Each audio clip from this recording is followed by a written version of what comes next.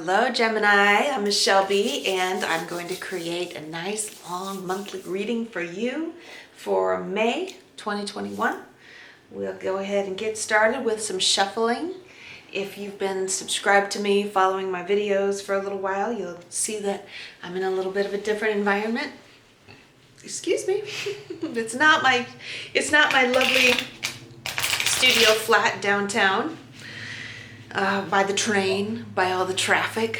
Instead, it's a nice hotel in the residential neighborhood of my town, and it's so nice. I mean, it's not like super luxurious and fabulous, but the peace and quiet is like almost deafening.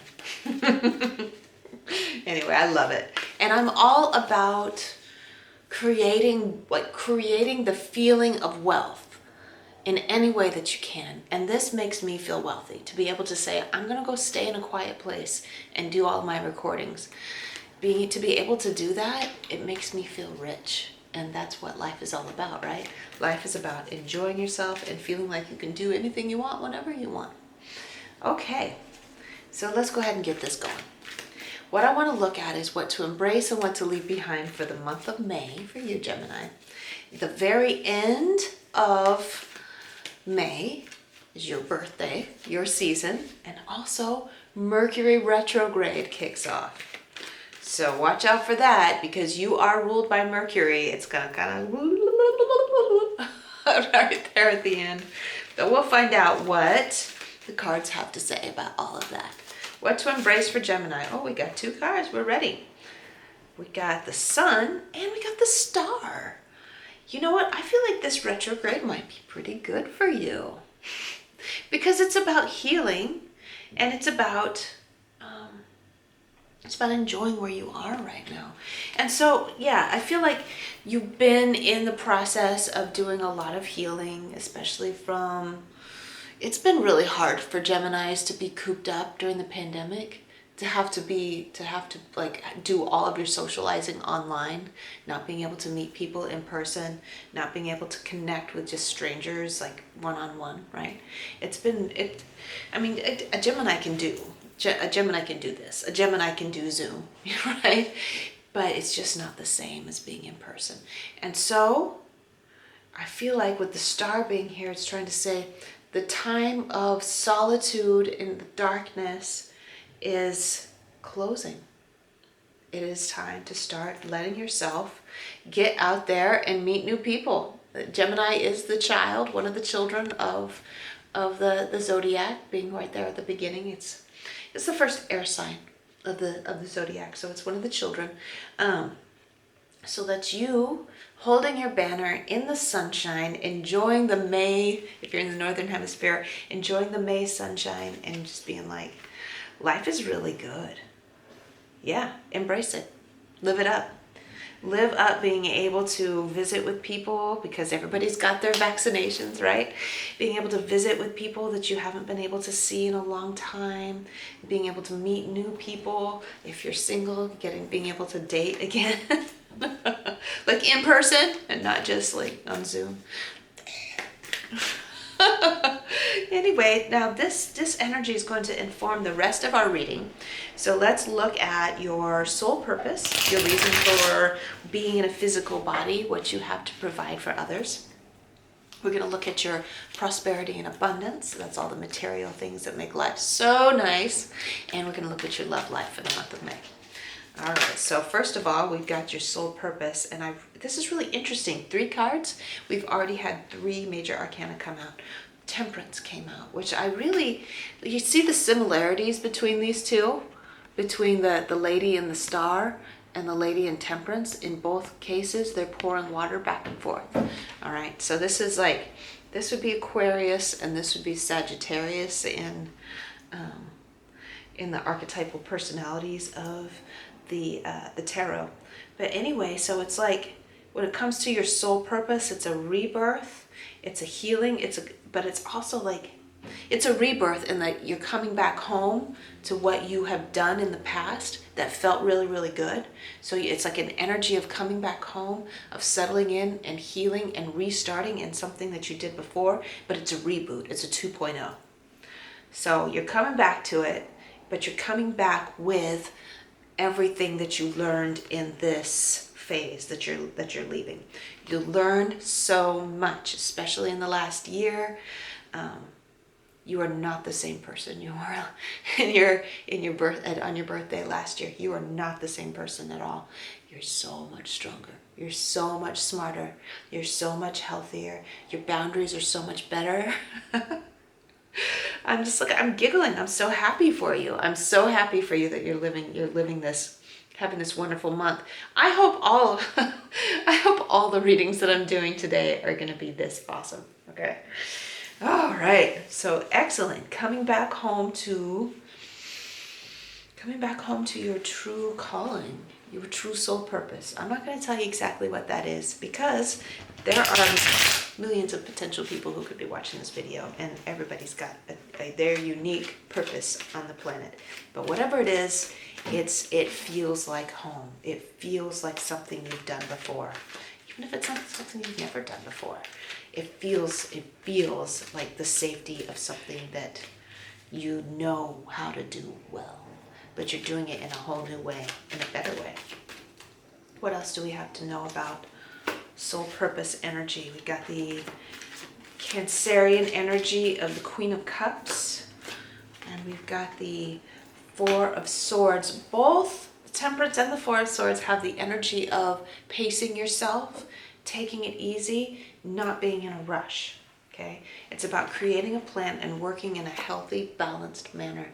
And the Queen of Cups is here in the reverse, so I'm thinking that you're not quite sure what you have to offer. You see, she's holding a cup, and the angel in the Temperance card is holding 2 cups and pouring back and forth. So there's this energy of, I'm not sure if this really is my calling. I'm not sure if this really is you're like, I don't know how to turn it into something that's that people are going to pay attention to. I'm not sure how to give it to other people. And I'm definitely, Gemini, I sense that you're not sure how to set things up so that you can receive in return for the calling that you have.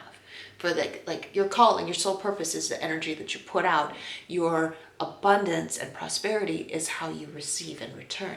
So you're trying to figure out how to dovetail these things, how to connect between what you have to give and how you collect in return. And it's not like you're demanding. It's just like people can't wait to give you something in return. People can't wait to give to you because your energy is magnetic. Right? When you're happy in your soul purpose, you're magnetic and the abundance comes back. And so you're like, how do I do that? Well, the answer is, my dear Gemini, the answer is love what you do. Love what you do. And if you're not sure whether or not you love it, if you're really, really good at it and you're not sure whether or not you love it, you're not doing it in a way that you love doing it. It might mean working fewer hours and working more strategically, right? Not doing it until you're hurting yourself, going slow, going easy, taking lots of time for socializing, taking lots of breaks. I'm definitely getting the feeling if you have been in the past, you were doing work pre-pandemic, you were doing work where it was a lot of pressure, it was really hard, and you were doing it on a full-time basis, in person, yada yada yada. Then this 2.0 version of your soul purpose, I really sense that you're going to be leaning more toward doing it on a more part-time basis, or doing it in a more relaxed way, finding a way to do it that is more in sync with the natural rhythms of a healthy, balanced flow. Okay. And when you're healthier, you're more efficient, and it's you're going to be collecting or receiving, right? You're receiving compensation in the form of abundance and prosperity at the same level as you did when you worked really, really hard and you were burning yourself out. It's still going to be the same, but you're going to be putting in less effort and you're going to be enjoying it a lot more. Okay. So this is what you need to be focusing on when it comes to your soul purpose for this coming year. Let's get over to your abundance and prosperity. I've already been kind of talking about that when I'm talking about your soul purpose. All these three subjects can bleed into each other. They're my three favorite subjects. Money, purpose, and love. Oh, yeah. Everybody loves that. So, but your abundance and prosperity, it's not just talking about money. It's talking about your health. It's talking about your home, your resources, all the things that give you freedom and adaptability and being able to just enjoy the physical existence as it is. So what do we have to know? What does Gemini have to know for? Okay, interesting. We got the Six of Pentacles. So I am definitely getting a message about, excuse my itchy nose. I'm getting a message about you having like a block, an energetic block when it comes to the giving and receiving. You've been quite a bit more on the over-giving side, like I said, working too many hours, putting in a lot of effort, and when you burn yourself out, it's hard to be a magnet. When you're tired and grumpy, it's very hard to be a magnet for abundance. The abundance comes in when you're relaxed and you're happy, when you're enjoying yourself. That's when the abundance comes in. When you are going around on the flip side, when you're going around not doing anything and feeling guilty because you're not doing anything, you're not a magnet for abundance either. So when you find that sweet spot and become really cool with it and be like, actually, that's a really reasonable amount of hours to work, the abundance kicks up. When you tell yourself, when you train your brain away from thinking you have to work 60 hours a week in order to deserve an earning, and in order to deserve a living. Okay, say that again. If you've trained your brain to think that you have to work 60 hours a week to deserve a living, then you will feel guilty for working any less than that, and then you will not be a magnet for abundance. If you can train your brain to think, I deserve the same standard of living working 25 hours a week, but doing a really good job at it, that's the sweet spot, right? And so that's what you're trying to work on this week. Like I was saying with the soul purpose, these two go together really well. So this is the balance, right? We got the scales here in the image, and it's like, this is what I'm going to put out, and this is what I'm going to receive in return. And so you put out positive energy, loving what you do. When you love what you do and you love the amount of effort that you're putting into it, you're going to feel like this. Hell yeah, I love to go to work every day. I love to go to work every day. Isn't that an awesome feeling? That's how it is for me. I'm like, I can't wait to get myself a hotel room and go to work. Because this is my dream job. All right. Well, I do accept tips. There's a link in the description box below. Just saying. Let's see if there's any further clarification that the cards want us to make before we move on to your love, because I feel like I've been beating a dead horse here. Going on and on and on and on and on. Any further clarification for Gemini? Anything else to know? Yeah, victory. Yeah, don't be afraid. We got the Six of Pentacles and the Six of Wands. And so this victory card is like, this is the energy of being supported by the people that love you. And so it's like, there's a part of us that feels guilty about raising our rates. Feels guilty about expecting to be paid the same amount even though we're doing less work. Or even worse, we love it and expect to be paid well when we actually love our job. Like, we should only expect to be paid well if we hate it, right?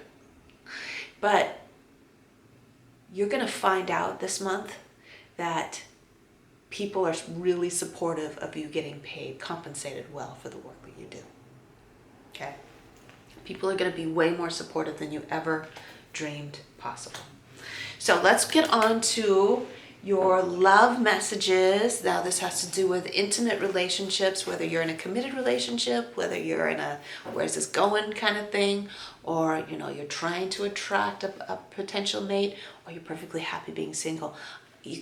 Like I said, there are millions of Geminis out there that could be potentially watching this video, so I don't really know what's going on. I'm going to go really general for you.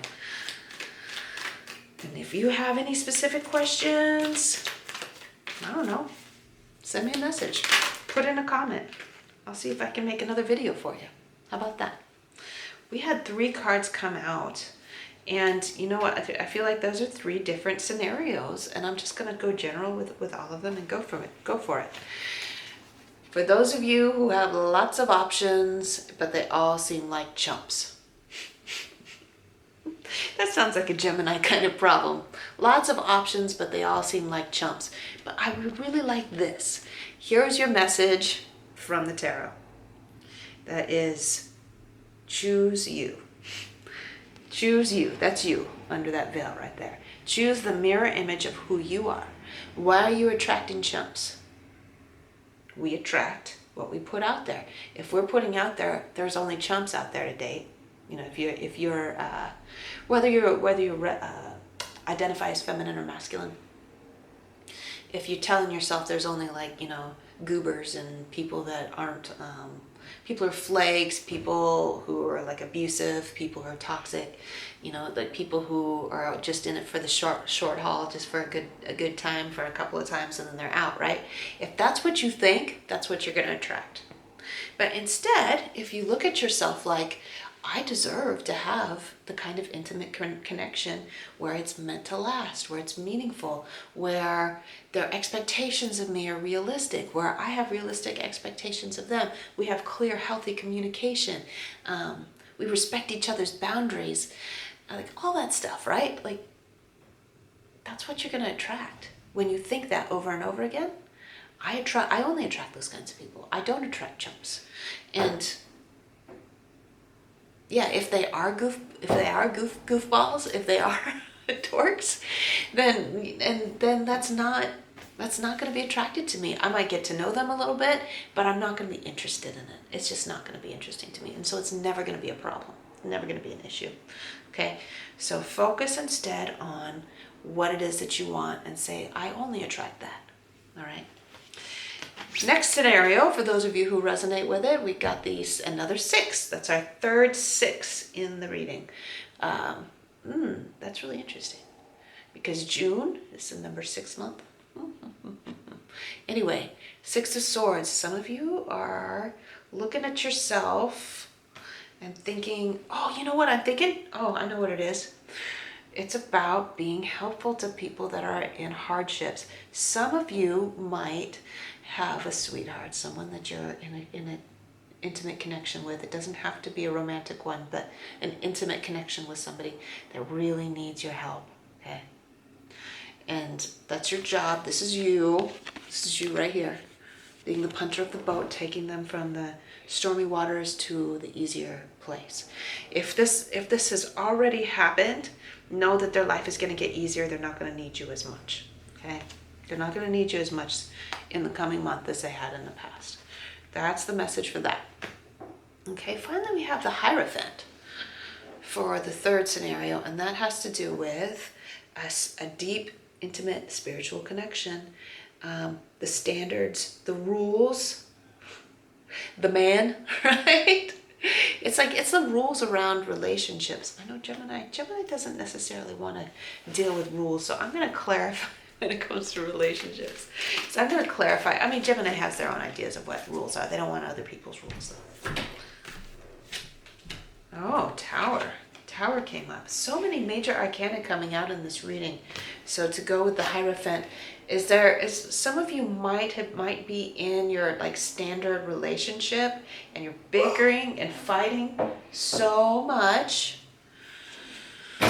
that the universe might have to step in. Okay, I'm just saying what's coming out of my mouth. I try to like give good advice, but I mean, if you needed to hear it, there it is. Some of you might be bickering and arguing with your sweetheart so much, even though the rest of your life is going really good, something's not going really good for some of you in your relationship. And what happens is we are stuck with somebody where like this couple was at the top of the tower and they were bickering and fighting and they couldn't get along, but they wouldn't get away from each other because they were afraid of having to rebuild a tower somewhere else. essentially creating a new relationship with someone else that might be healthier. Instead of doing that, they just stayed in the same place, but they were thinking to themselves, this sucks all the time. The universe cannot stand that kind of negativity going on, and so it whoosh, exploded the tower and sent those two packing. It said, the universe intervened and said, I will not tolerate I will not tolerate the two of you going on this way. So some kind of disaster either happened or is pending. It looks like a disaster, but actually it's something something that goes into like the bigger picture, the broader,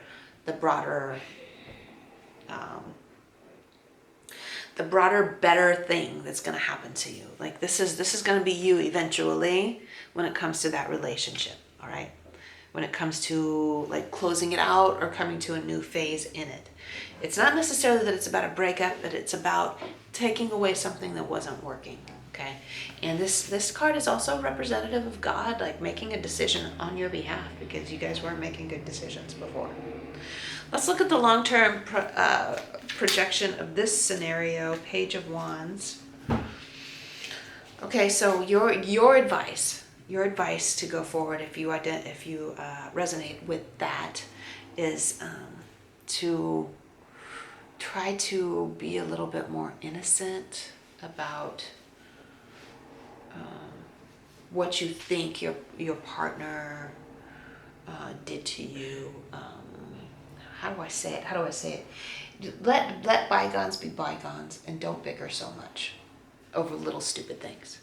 All right. That's your advice going forward. Just take a step back, take your hands off of controlling. Don't think you've got to be right all the time. Okay? You don't have to be right all the time. You can be ignorant and naive. It's okay. Love yourself anyway. Even if you don't get back together, even if something happens, you break up, you don't get back together because you just could not get along, there's too many hurt feelings, it's not working, you still have to give yourself hugs. You still have to be okay with the fact that you may not have been right. You still have to forgive yourself. Okay? Just as you would forgive a child for acting stupid. You have to forgive yourself in the same way. Okay. That's as far as I go. But essentially, bringing it all back together again, it is a time of releasing pain and loneliness from the past and moving toward happiness, satisfaction, doing work you love in a smart way so you really enjoy yourself. Focus on making yourself really, really happy in the month of May, Gemini. This is where I leave off. Love ya. So good to be with you. Happy May. Happy birthday at the end.